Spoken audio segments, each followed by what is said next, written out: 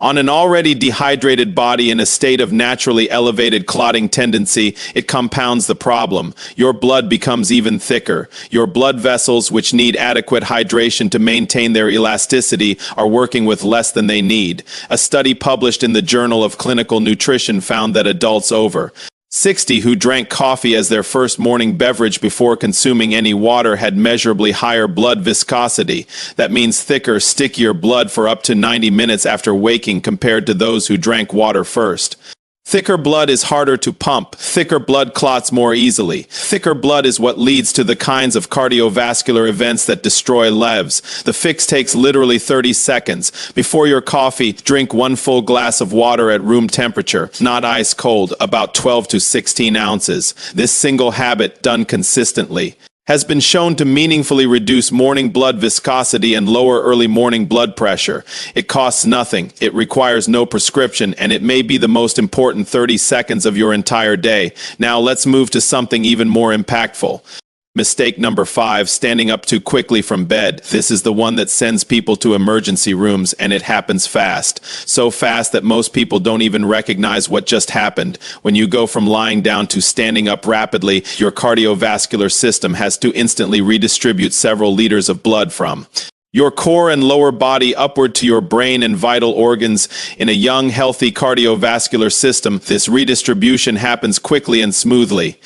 In an aging cardiovascular system with reduced arterial flexibility and a nervous system that responds more slowly, it doesn't. The result is orthostatic hypotension, a sudden and sharp drop in blood pressure that occurs upon standing. You may recognize it as that dizzy, momentarily disoriented feeling when you get up too fast.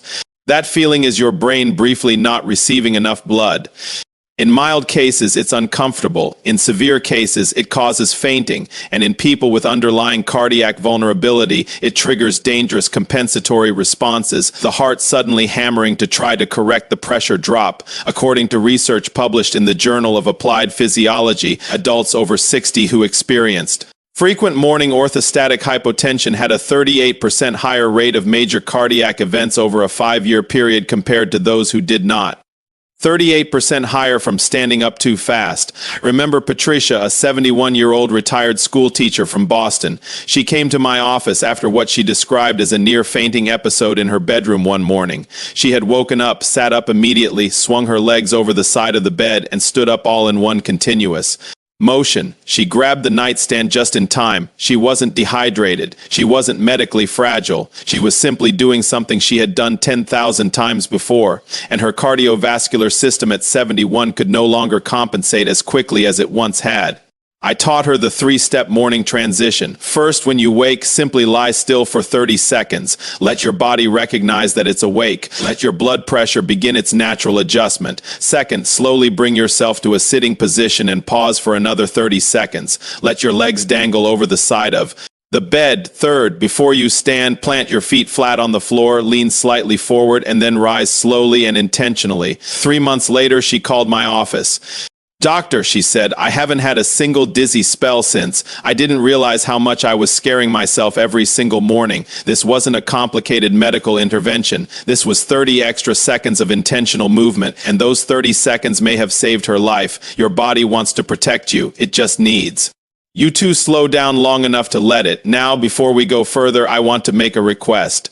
Snorts, if what you've heard so far seems valuable, I'm asking for 2 simple things. First, subscribe to this channel. My mission is to provide clear, straight-shooting health information so you can make the best decisions for your body. Second, share this video with someone you care about, your parents, your spouse, your neighbor, who is up at 5 o'clock every morning making every one of these mistakes. A single click can start a conversation that genuinely saves a life. Let's continue. Mistake number 4, skipping breakfast or eating the wrong thing first. After 60, your body's ability to regulate blood sugar during the fasting period of overnight sleep changes significantly. Your insulin sensitivity shifts, your liver continues releasing glucose through the night, and by morning, blood sugar levels in older adults are often either too high or too low, depending on individual physiology.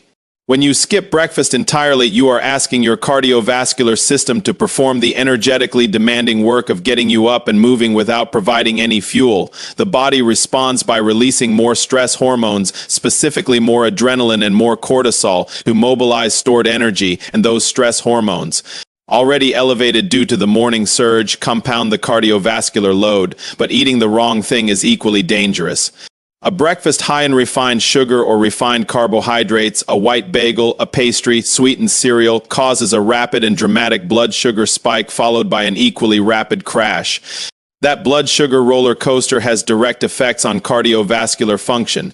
Research published in the New England Journal of Medicine found that adults over 60 who experienced high glycemic variability in the morning had a 42% higher rate of cardiovascular events compared to those with stable morning blood sugar. The fix is not complicated. Eat within the first hour of waking. Choose a breakfast that combines protein, healthy fat, and fiber. Eggs with vegetables, a handful of nuts with plain yogurt, oatmeal with flaxseed and berries. These combinations stabilize blood sugar, reduce morning cortisol, and provide your cardiovascular system with clean, steady fuel instead of a volatile spike and crash cycle.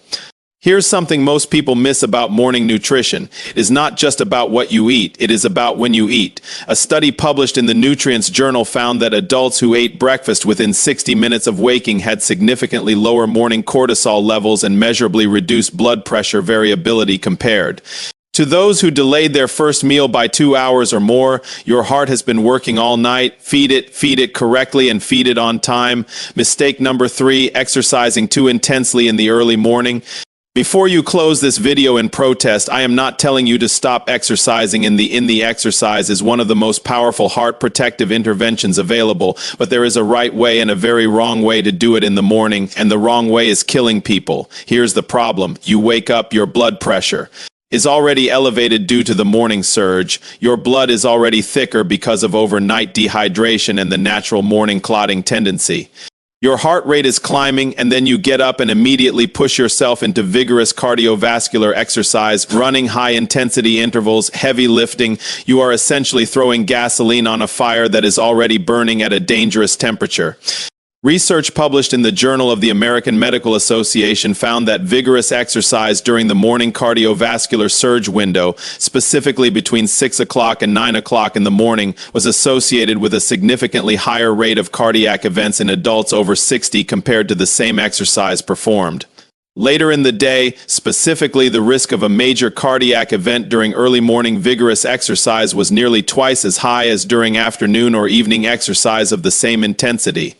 This does not mean morning exercise is bad. It means morning exercise needs to be handled differently. After 60, the ideal morning movement is gentle, gradual, and warming. A 10 to 15 minutes low walk, light stretching, gentle yoga, movements that help the cardiovascular system shift gears smoothly rather than forcing it from 0 to 60 in 30 seconds. Save your intense workouts for late morning, afternoon, or early evening.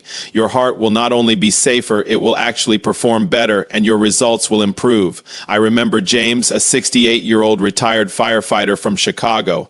He was proud of his morning discipline, up at 5:30 running 2 miles by 6 o'clock. He had done it for years. He came to my office after experiencing chest tightness during one of his runs. His heart was structurally sound. His arteries were in reasonable shape. The problem was timing. I asked him to shift his run to 4:30 in the afternoon just once, and to replace his morning run with a 15-minute walk and stretching routine. He resisted at first. A firefighter doesn't change his routine easily. 6 weeks later, he came back.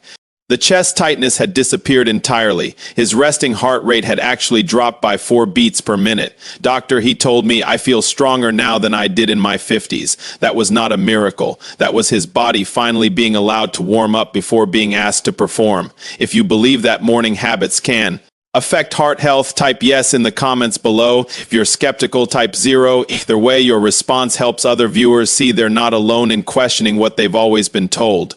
Mistake number 2, ignoring emotional stress in the first waking minutes. This is the one that most people in medicine completely overlook, and in my 15 years of clinical experience, I believe it is one of the most underestimated contributors to morning cardiac events.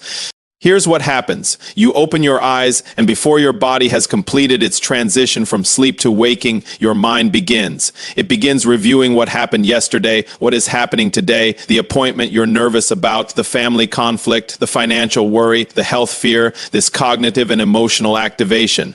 Occurring before your cardiovascular system has had time to stabilize creates a cortisol surge on top of an already elevated cortisol level, double cortisol.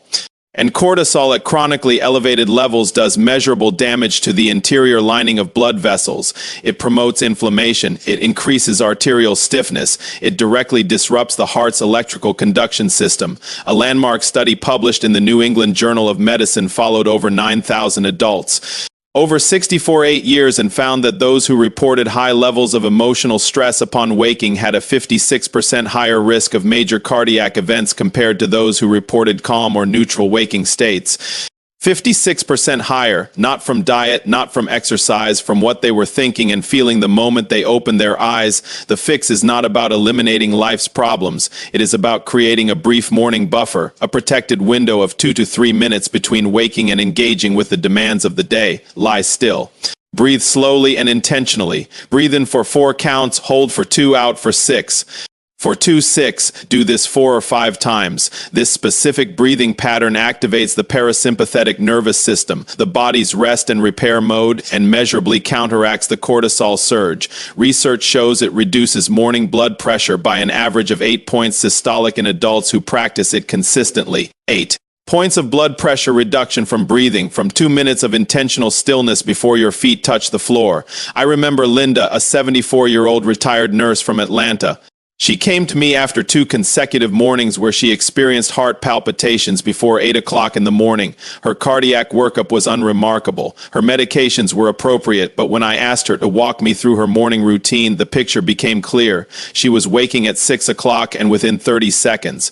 She was mentally running through her to-do list, her worries about her daughter's health situation, and the doctor's appointment she was dreading. She was flooding her system with emotional cortisol before her cardiovascular system had completed its morning stabilization.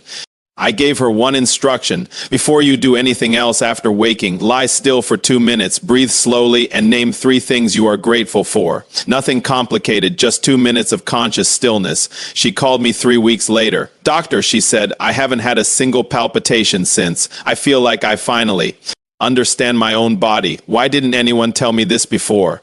Because nobody was asking the right questions until now. This wasn't luck, this was science. And this was Linda finally giving her heart the 30-second gift it had been asking for all along.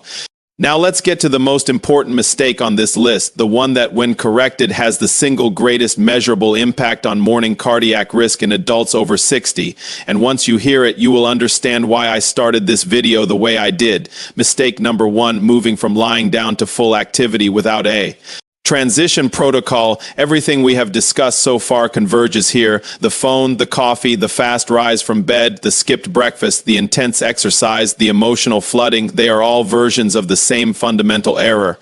They all represent a refusal to give your cardiovascular system a transition.